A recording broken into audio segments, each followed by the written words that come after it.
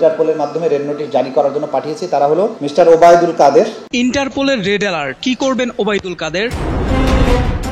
মরবো, পালাবো না, কোথায় পালাবো? 24-এর গণ অভ্যুত্থানের সময় পালাবো না করেও ঠিকই পালিয়েছেন ওবায়দুল কাদের। নিজে পালালেও ফ্যাসিস্ট হাসিনার দলের এই সাধারণ সম্পাদক বিপদে ফেলে গেছেন দলীয় নেতাকর্মীদের। অপরদিকে বর্তমানে বেশ আরাম আয়েশেই দিন কাটাচ্ছেন তিনি। কিন্তু প্রশ্ন হলো, এবার কোথায় পালাবেন ওবায়দুল কাদের? জুলাই গণ অভ্যুত্থানে ক্ষমতাচ্যুত প্রধানমন্ত্রী শেখ হাসিনা সহ 12 জনের বিরুদ্ধে রেড নোটিশ জারির জন্য আন্তর্জাতিক পুলিশ সংস্থা ইন্টারপোলের কাছে আবেদন করা হয়েছে।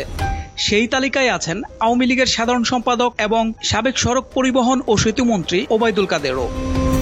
ইন্টারপোলের রেড অ্যালার্ট বা রেড নোটিশ হচ্ছে এমন একটি আন্তর্জাতিক সতর্কবার্তা যার মাধ্যমে কোনো দেশের আন্তর্জাতিক অপরাধে অভিযুক্ত বা পলাতক আসামিকে বিশ্বের অন্যান্য দেশে খুঁজে বের করার জন্য সহযোগিতা চায়। সদস্য রাষ্ট্রগুলো ওই ব্যক্তিকে খুঁজে বের করে আটক করে নিজ দেশে ফেরত পাঠাতে সাহায্য করে। রেড অ্যালার্ট সাধারণত তখনই জারি করা হয় যখন কোনো ব্যক্তি নিজ দেশের আইনে ফৌজদারি মামলায় আসামি হিসেবে বিবেচিত হন এবং তার বিরুদ্ধে আদালতের গ্রেপ্তারি পরোয়ানা থাকে। এই ব্যক্তি যদি দেশ ত্যাগ করে বা বিদেশে আত্মগোপনে যান, তখন তাকে আন্তর্জাতিকভাবে খুঁজে বের করতে ইন্টারপোলের রেড নোটিশ জারি করা হয়। সূত্র বলছে, ওবায়দুল কাদের কলকাতার অভিজাত এলাকা রাজারহাট নিউটাউনের একটি ফ্ল্যাটে স্ত্রীকে নিয়ে বসবাস করছেন। জানা গেছে বর্তমানে তিনি ডিএলএফ নিউটাউন হাইটস প্লাজায় আছেন। সোহেল মাহমুদ, দৈনিক নতুন সময়, ঢাকা।